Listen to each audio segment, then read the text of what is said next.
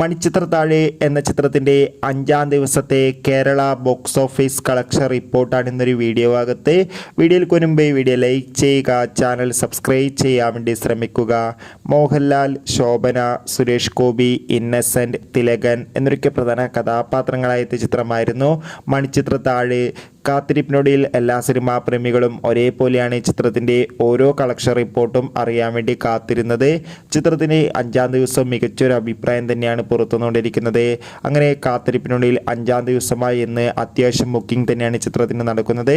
അതുകൊണ്ട് തന്നെ കേരളത്തിൽ നിന്ന് 20-30 ലക്ഷത്തിൻ്റെ അടുത്തെങ്കിലും കളക്ഷൻ ലഭിക്കുമെന്നാണ് ട്രാക്കിംഗ് റിപ്പോർട്ടുകൾ സൂചിപ്പിക്കുന്നത്. എന്തായാലും മണിച്ചിത്രത്താഴ് എന്ന ചിത്രത്തിൻ്റെ കൂടുതൽ ബോക്സ് ഓഫീസ് കളക്ഷൻ റിപ്പോർട്ട് അറിയാൻ വേണ്ടി നമുക്ക് കാത്തിരിക്കാം. ചിത്രം കണ്ടവരുടെ അഭിപ്രായം കമന്റ് ചെയ്യുക. ഈ വരുന്ന ഓഗസ്റ്റ് മാസം ധാരാളം ചിത്രങ്ങൾ OTT റിലീസ് ചെയ്യുന്നു. ചാനൽ പരിശോധിച്ചാൽ നിങ്ങൾക്ക് കാണാൻ വേണ്ടി സാധിക്കും. അതൊക്കെ ഒന്ന് കാണുക.